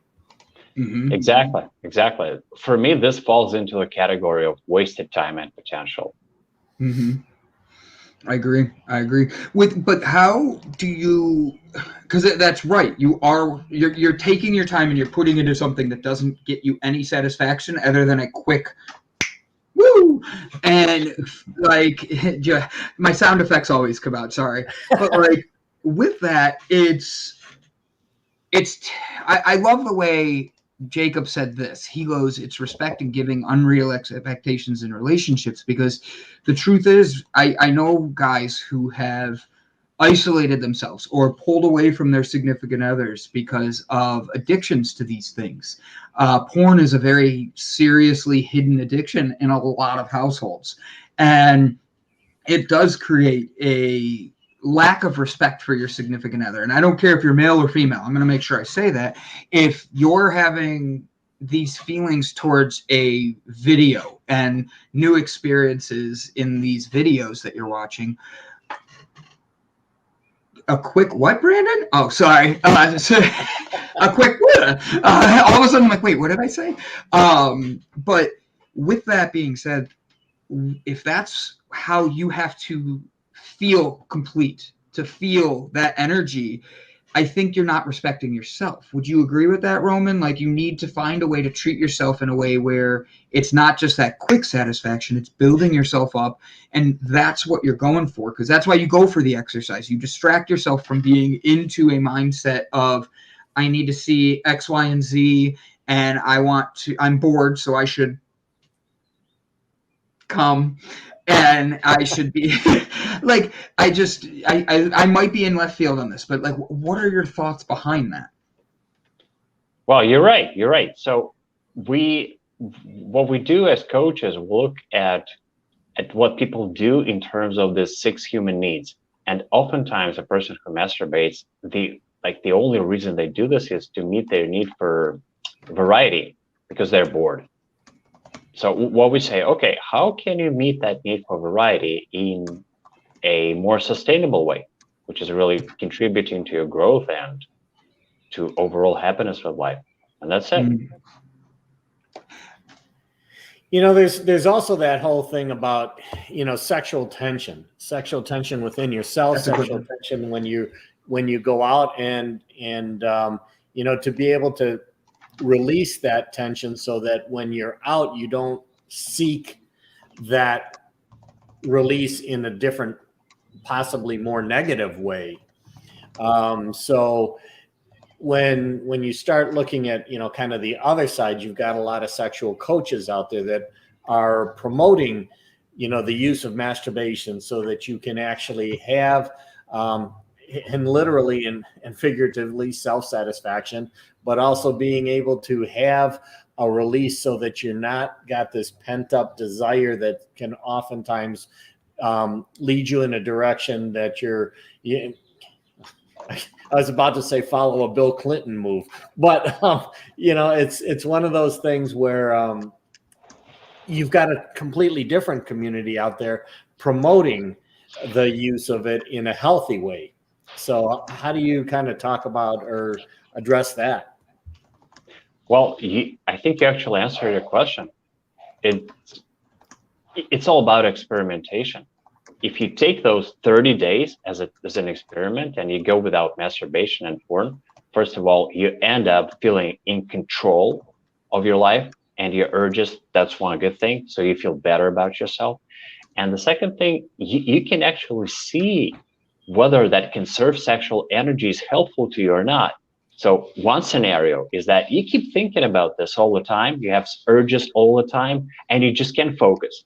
And that's obviously bad for you.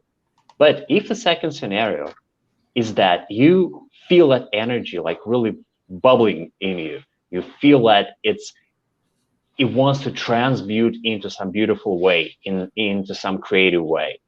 And then you really rechannel that energy into that way. You create something, you like start a new career, or you do a sidekick job or whatever. And that means this is good for you. So the whole point is experimentation. That's why whenever someone, starts to actually confront this whole thing of no fapping, I say, okay, sure. And this might be true for you, but it doesn't mean that it cannot be different for another guy. So it's all about experimenting and seeing what works for you and what doesn't. And that kind of goes back to what I was saying before in terms of belief systems and things along those lines. It's always good to question your belief system, and you need to reach out, or you need to experiment oftentimes in order to actually validate or decide that belief system that you have maybe is not as empowering to you today as it was yesterday. And that's so I agree with that. It's kind of like, if you have a beer a day, so you're not an alcoholic, but you do usually have a beer, something you think, okay, it's kind of relaxing, and that's why I do it. And then you say, okay, well, what if I take a month off of having a beer? And then I just see how I feel. Or let's go in a direction more like Jessica, and let's take a month and try to be a vegan and see if that works for us. And, do I actually feel more healthy? Am I able to work that into my life? And what does it do to my life when I do that? I agree. That's right. And another example of this is just reversing it a little bit. So do a clean diet for a month, and then eat junk food for one day, and notice how it makes you feel. Because you'll probably feel like crap, and you won't want to go back to junk food ever again. Well, it's interesting. It's like, so I've done a lot of work with Tony Robbins as well. I was out in, his resort in Fiji, and went through Life Mastery out there. And during that time that you're out there, most people don't know what's going to happen. So you go out there, and like the first 4 days of the 6 days that you're there, you're basically not eating anything. You're drinking wheatgrass and Udo's oil, and you're doing that for about 3 days. It's basically kind of a detoxification. And then they have a concept called cruising, which cruising is basically having an enema to be able to get the toxins out of your intestines. And when you do that, and then they slowly introduce, food back into the system, which might be a veggie broth, and then it's an almond milk.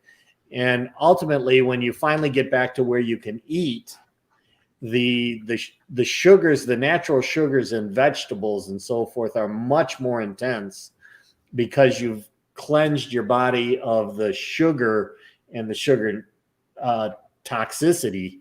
So I think that's kind of maybe going along with what you're saying there. Yeah, that's right. And I think what happens in that with the Tony Robbins program is that your actually taste buds, they sort of renew, and your receptors, they upregulate. That means you build more receptors so that you're able to get more sensations, more taste sensations from those things that are less sugary that you're now eating. When you do that, it's like Jessica Dugas says, it's how some people may need that. It may take longer than 30 days for the difference. Just a random thing, when I was going through my divorce, they made the comment to me how it usually takes some people half as long as the relationship was. So if you were with somebody for 10 years, right? Thanks, Roman. Like, that's how I felt too. I was with her for 10 years, and 2 years after the divorce, I'm still dealing with ramifications at that point. And my therapist was at that time was like, oh, no. It could be anywhere from half the time of the relationship. I'm like, so it could be 5 years of hurting. And she's like, yeah. And I'm like, that just seems like a long, long time. And during that time, I wasn't allowed to drink. I wasn't allowed to smoke. My only hobby, I think, was myself. And honestly, sorry, my mic just like moved. And honestly, it's one of those things where building your best you takes time. And that first step may not be veganism. It might not be something like that. It's 1 month for every year is what they say. That's interesting. I did not know that. So that would be, if you're 10 years, it'd be 10 months. I did not know that. But the thing is, there's all these different opinions. And when you're trying to build your best self, maybe this is that first step for you, because that loneliness is it. And I'm asking more of a question on, do you think that is why people stay in that loneliness? Is they're looking at these things, wishing they had that other person there, wishing they had something to fill that void of emptiness. It's not helping them get out of a negative state. Is that what you'd say, Roman? Definitely. People just get stuck in the past. And what they need to do is to make a conscious choice. They say, I would give myself some time, but definitely not months or years, a couple days or at the maximum weeks to grieve. Then you move on and you focus on the future. You focus on what you want, because dwelling on the past doesn't serve anyone, especially you. I love how you said that. I think Jacob has a good question here, and I was going to get into this because you mentioned you are keto, and he loves Roman's thoughts on fasting. I think it's great, but it's starting to become more of a fad to multiple day fasts. How do people judge that they are ready for that or not? Like from my experience, I've built up to it. Let's say, in 6 months. So I went from skipping just one meal, and I was, at that point, 2 years ago, I was doing 4 meals a day. So I started by skipping my dinner, and then I skipped lunch and dinner. And finally, I was able to do just 1 meal a day. And from there, I went to doing this 45-hour fast that I do now once a week. So basically what I do now is I do 3 days of 2 meals with a 6-hour eating window, then 3 days of OMAD, which is 1 meal a day. And so one day I don't eat at all. So it makes a 45-hour fast. And by the way, I'm not really sure. I want to experiment with this. I might think that doing it like this, like a 45-hour fast every day, might be less effective for me compared to, let's say, doing a 4-day fast, but let's say once a month. All right, so I'm going to ask a weird question. I love to eat, and fasting is very difficult for me. I'm not even trying to make excuses. I don't know what it is. I can eat 24 hours a day, and I still stay just under 200 pounds. I'm cautious with what I eat, but fasting always seems to be where I've done the 24-hour fast where you don't eat for 24 hours straight type of thing. And that was back when I was a youth pastor in that. And it's about pushing yourself to break through. But I don't know what it is. Hour 8, I start getting hungry. By the time I get to hour 16, I'm ready to I'm hangry, and I can barely put a sentence together. And I'm like just walking and getting other things out. How do you handle it, and how have you built yourself into being able to do such a longer experience on fasting? You know what? I guess for me, it's just easier. I'm made that way because I have quite a lot of self-discipline, and I'm very, very thankful for that. So whenever those thoughts come up, I feel fine. And I actually tell myself that I'm building patience. This is a great way for me to, flex my patience muscle and just become a little bit stronger. just a little bit stronger. That's what I think. Yeah, I fasted. I usually do about 16-hour fast on a daily basis, and eat 1 or 2 meals during that time that you're allowed to eat. And then there's also, going 3 or 4 days. Actually, once you get past kind of day 2, your body starts to say, I'm not really hungry. And you actually start to generate more energy, because oftentimes what we do eat normally is full of sugars and things along those lines. And your body is actually trying to deal with the toxins that you're taking in. So it's expending a lot of energy trying to deal with the toxins that we eat in the normal meals. And when you clear that out of your system, now your body is actually able to use the stored energy in a way that's much more efficient. And you actually get a lot more energy than you would think. Oh, I didn't eat, so now I'm going to be tired and all that. And that may be the case for the first day or two, but if you kind of push through that and you get into I've gone 3, 4, 5 days not eating, and once I get into like day 3, it's like actually having to consciously think that, I'm going to have to go back and start eating again is kind of the mindset that you get into, because you're so used to not eating. Yeah, that's right. It's all about efficiency and teaching your body to be efficient. And yeah, of course, detoxification and cleansing is a huge part of fasting. Yeah, alongside with such great things as cellular cleanup, autophagy, and also better insulin management, because the less your window, the more compacted your eating window is, the better you can manage your insulin, the less insulin you release, and the less insulin you release, the better your cells actually respond to insulin. And there's also this added benefit of growth hormone. The longer you fast, the higher the level of your growth hormone, and growth hormone is pretty good for your body. Yeah, I agree. With everything you've been through, what would you want to say to people that would let them know, this really is worth it? It builds you into your best you. You've seen how it's helped you. What advice would you tell others to say, look, this is it? We had fun with this conversation at points, and I'm sure you're used to that by now, but it's a very serious thing for people. It's like we've talked about, through fasting of food to fasting on masturbation. It's figuring out what's going to build the best you. What would be your recommendation to people for that first step?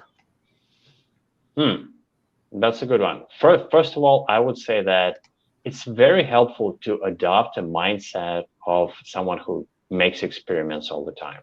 So what I would do is create a spreadsheet or whatever you like, and for each month, commit to making at least one experiment and seeing how it works for yourself. And for your first experiment, I would recommend sticking to regular bedtimes for 1 month to make sure you sleep for at least 8 hours every day, and see how that changes things for yourself. So starting with sleep is the first recommendation. And I think that is a lot of people's issue. I know Mr. Gordon over here, he goes on a day of sleep, if he's lucky, in a month. So he gets a whole 24 hours in a month is what I'm saying. I just said it very poorly. But he doesn't sleep very well. And then there's others I know that watch the show that have said they hadn't been able to sleep well, and they deal with anxieties at night.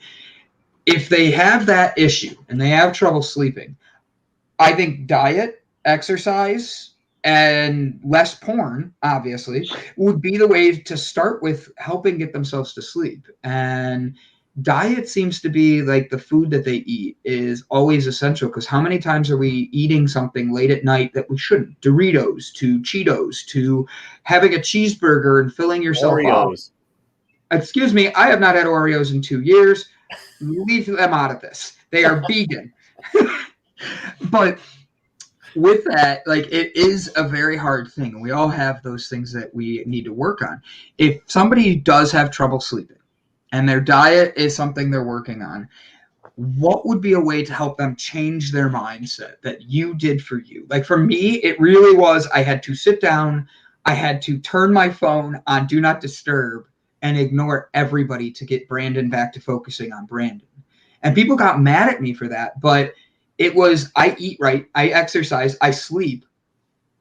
I do play with myself, but I literally, like, I'm trying to build up my best me. And for me, turning my phone off and being able to just focus was essential.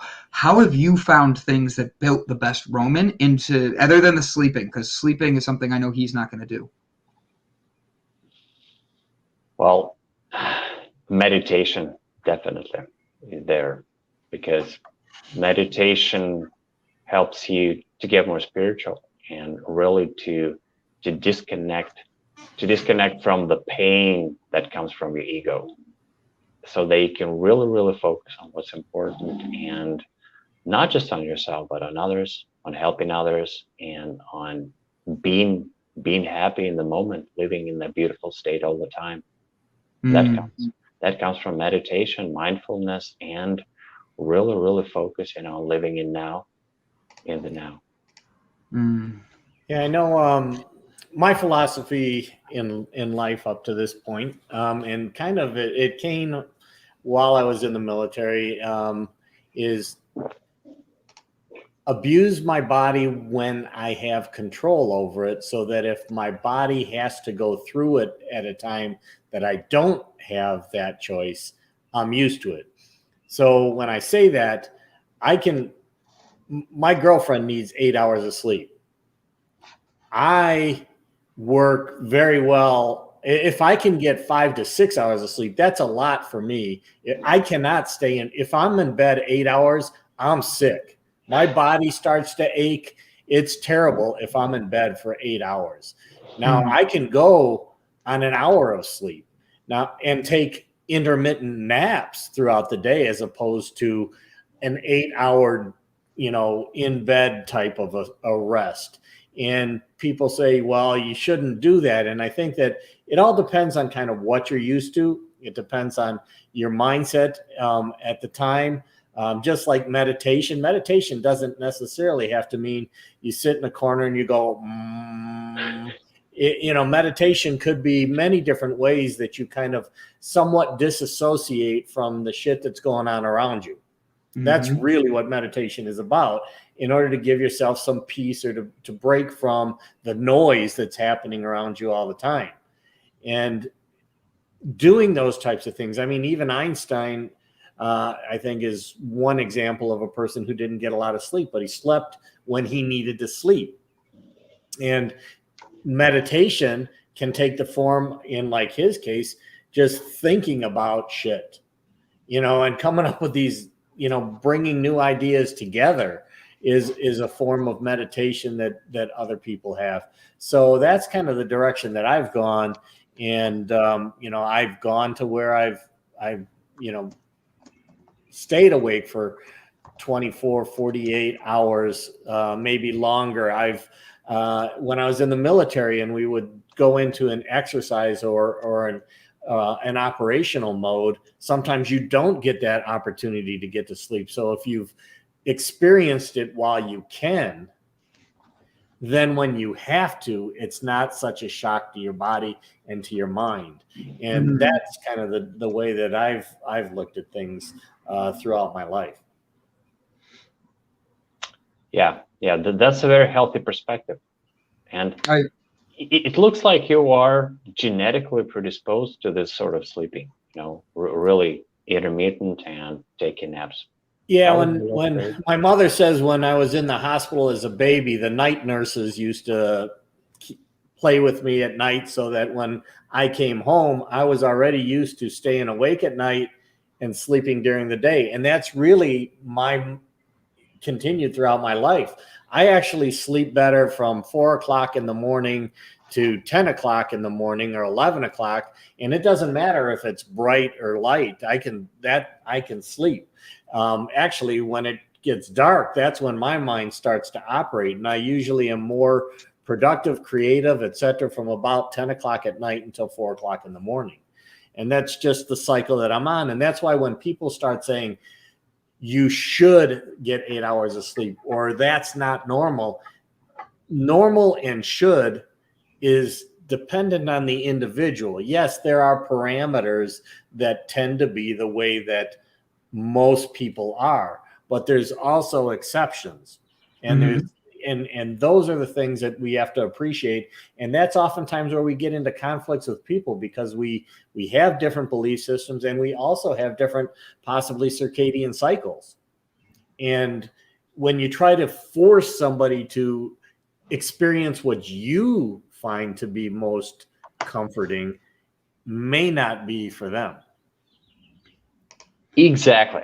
That's why I'm talking about experiments, and experimenting for 1 month is a very good way to go. Yeah, in business, this is one of the things that I've always done, and was helped me to be successful in the military and in business, is I am under the mindset that if it ain't broke, break it. Because don't get too used to, okay, we're doing fine. I've said in the past, fine is a 4-letter word that begins with F. If everything is fine, that pretty much means that there's a better way of doing things. So take those opportunities to experiment, change something, and see if you can make it better. Because if you just get used to the status quo, you're probably going to live a fine life as opposed to a great life. That's right. That's right. This is experimentation as a path from living a mediocre life to living a life that's closer to the greatness that it's meant to be. Right. Out of curiosity, just because I see it's on your YouTube network, how long does it take the brain to heal from pornography? And that's exactly why I recommend 30 days, because it's 30 days on average. Really? Okay. Would that be all right? So if someone that does watch a lot of porn, I'm not saying I do, but I'm saying I have friends, and they smiled. Bob, a rut is just a grave with the ends kicked out. Interesting. So when you get into a rut in life, it's almost like putting yourself to rest. Yeah, I agree. With that though, with people that are struggling with that and they're looking to get out and they don't realize what they're doing. You've said to get to sleep. People, huh, Brandon? I know people who watch a lot of porn. Leave me alone. With them doing that, and you're trying to help people understand. I'm going to switch my question. Have you heard of the XXX Church? XXX Church? No. So it was a thing. I didn't get a chance to look up right before the show. I wanted to look up more. But it was a thing that was all about these gentlemen who started a church online for people that were addicted to porn. And they wanted to help themselves get out of this. And what they were doing is you would sign up to be a part of their webpage. And you'd have to put 3 other people's emails on. And anytime you went to any site that might be a little risky, it would email those 3 people that you're doing something. And then they'd have to know, oh shit, people know I'm watching porn right now. And it would put them in a way of making them have to be self-reliant, self-knowledgeable of what they're doing and keep themselves accountable. Have you experienced that helps people, or would you say that something along those lines is more of an independent person basis? Yes, you're right. And thank you for this example, because accountability is a huge part of the recovery program. Definitely. And it might take different forms, from daily check-in calls to just going on a forum like Reddit and leaving messages there every day, checking in with a crowd. But it does help. I love it. You honestly had great knowledge on this. We at the beginning of the show were looking at the website. We were going through and just being guys. We're we're like, oh, great, we get to talk about masturbation and we get to talk about this. But you came in and you actually didn't just, as much as we're guys and we have those human jokes, you brought a real side to this that opened up. Guys, I highly recommend, go do yourself a favor and follow, subscribe, join Roman's network, because the truth is, I've already subscribed. You see it right here. Got it? Hit that. Why is it got? Now I'm subscribed twice, Roman. I hope you're ready for that. But he's got a lot of informational videos on here, and I noticed not one of them is over 10 minutes. They're quick, easy, informational videos, and they're not all about other sexual things. It's about saving your marriage from never chase a woman and what's wrong with that. And he gives us his answers here today were phenomenal with that, because it makes you look needy. And I think there's so many men that don't realize that they're coming across needy. That creates codependency. Stop putting yourself in situations that make you hurt. Go follow and subscribe to Roman's site now, to his YouTube, and be able to of course, my one employee that's coming in comes in right now when I'm talking about this. He's like, wow, what did I walk into? I knew he was going to walk in at some time. But Bob, or Roman, this has been phenomenal. The way we end every episode is a little bit different than most people.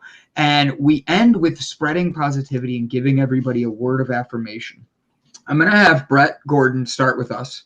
Then I'm going to surprise Bob Seymour and bring him in to say his, because he's not paying attention, even though I'm saying it right now. And then I'll do mine, so you see how we have it set up, and you'll be able to take us out with the final words of the day. Sound good? Absolutely. Thank you, Roman. Thank you. Thank you for subscribing. Oh, absolutely, my man. I honestly, look, as much as I am with jokes, I always believe you have to make the joke land, and if it doesn't land, you have to make sure you're not offending anybody.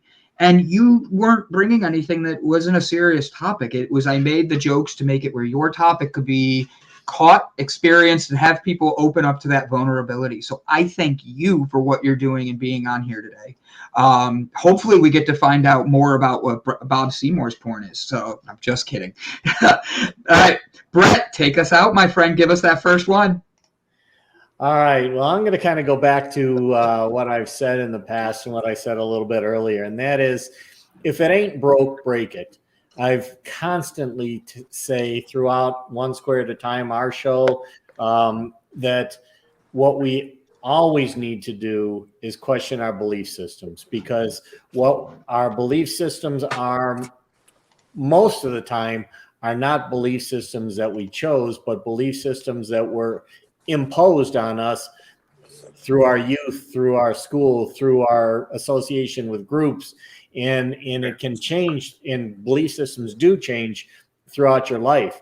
So experiment, question your belief systems. If it ain't broke, break it. Check it out. Make sure that it is still serving you in the way that is most empowering to you, because oftentimes an empowering belief system that protected you under certain circumstances, but those circumstances have changed, that belief system now can be very disempowering to the rest of your life. So take the opportunity, experiment. If it ain't broke, break it. And because you can always go back to it, but at least give it a shot, at least test it out. And then you can decide, is this really serving me today the way that I feel that it served me yesterday? And will it serve me in my future the way I want my future to grow?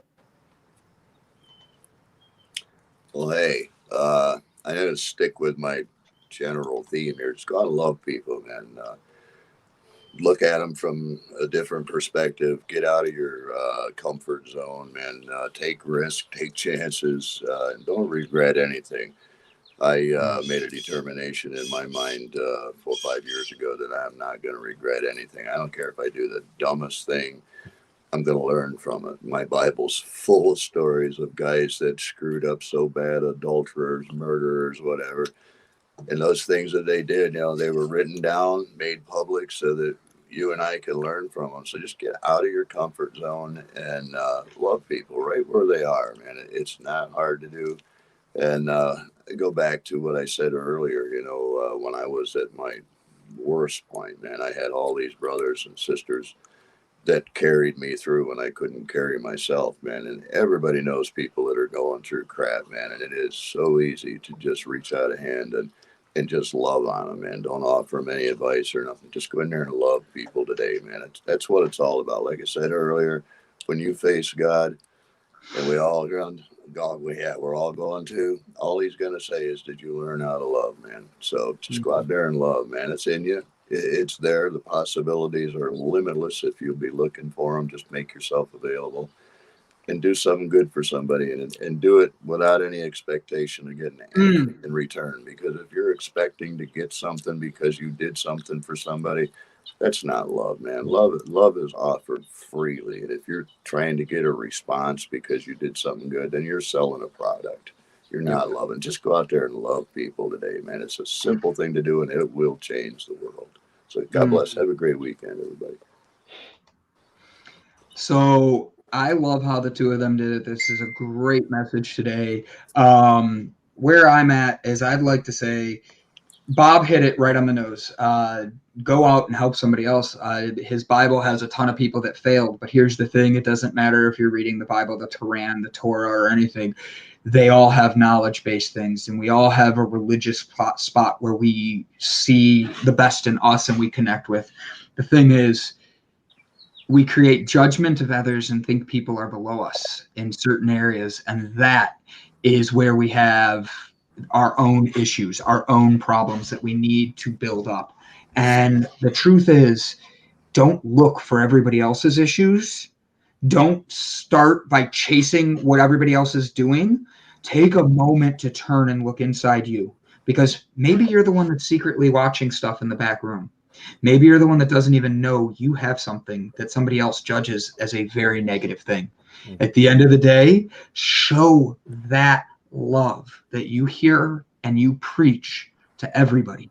This weekend, do something for somebody that maybe you think least of, because you know you're not doing it for you. You're doing it to show love. Give freely. You have more power than you think you do. Act accordingly. Ooh, mic drop on that one. He's like, I got this. I'm going to end this with you guys. Watch me, guys. Roman's like, I'm going to end this on with a mic drop here. Guys, once again, here is Gavin Kerr. I'm going to beat you up. Here is Roman's YouTube page. I almost said Facebook. Go subscribe. Ask questions on his page. Do not hesitate to be vulnerable and open with this, because the truth is, you're never going to get anywhere unless you're vulnerable to yourself. Changing the world is difficult, but the only one that can change your world is you. So, guys, have a great one. Last words, Roman? Anything else before I hit the buttons?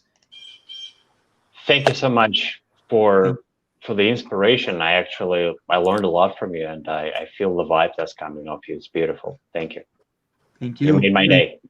You made mine. I literally, I mean what I said when I have to think about how I view things. And while this started with, we're going to be talking about this, you opened up my mind to seeing things, and I really appreciate everything you brought. So, Roman, thank you. Thank you again, my friend.